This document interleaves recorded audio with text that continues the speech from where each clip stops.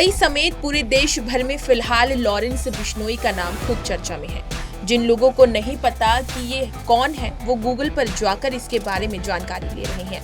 वहीं जिन लोगों को इसकी दहशत का पता है, वो गुस्से में हैं और इसके पूरे गैंग को खत्म करने की बात कर रहे हैं। बिश्नोई एक गैंगस्टर है जो जेल से ही अपना अपराध का नेटवर्क चलाता है। इस गैंगस्टर ने सिद्धू मूसेवाला के बाद अब मशहूर पॉलिटिशियन बाबा सिद्दीकी की हत्या को अंजाम दिया है। हालांकि बॉलीवुड और मुंबई के लिए ये सब नया नहीं है। एक दौर था जब पूरे मुंबई पर अंडरवर्ल्ड का राज हुआ करता था।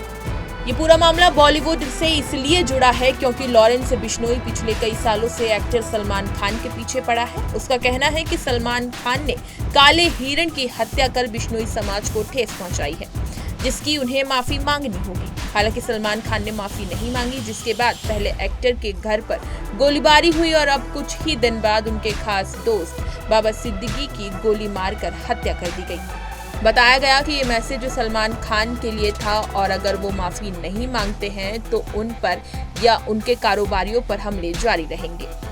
लॉरेंस बिश्नोई तो गैंगस्टर है जो अपने कुछ शूटर्स के जरिए अपराध को अंजाम देता है, लेकिन एक दौर था जब पूरा मुंबई और बॉलीवुड अंडरवर्ल्ड के साए में जीता था।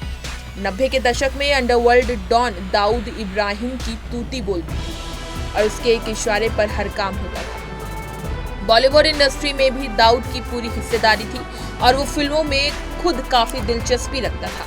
कुछ बॉलीवुड हसीनाओं के साथ तो उसके इश्क के किस्से भी खूब चर्चा में रहे। दाऊद मुंबई के डॉन करीम लाला की गैंग का एक गुर्गा हुआ करता था, लेकिन अपराध की इस दुनिया में उसने तरक्की की सीढ़ियां तेजी से चढ़ी और बॉलीवुड से लेकर शेयर बाजार तक उसकी तूती बोलने लगी। इसके बाद वो विदेश भाग गया, लेकिन वहीं बैठे उसने भारत में कई बड़े हमले करवाए और हत्याओं को अंजाम भी दिया।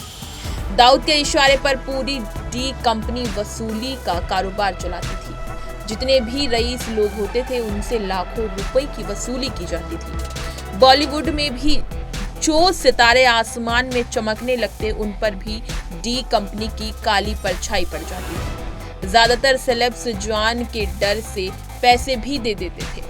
वहीं जिन लोगों ने ऐसा करने से इनकार किया, उन्हें दाऊद ने खत्म करवा दिया।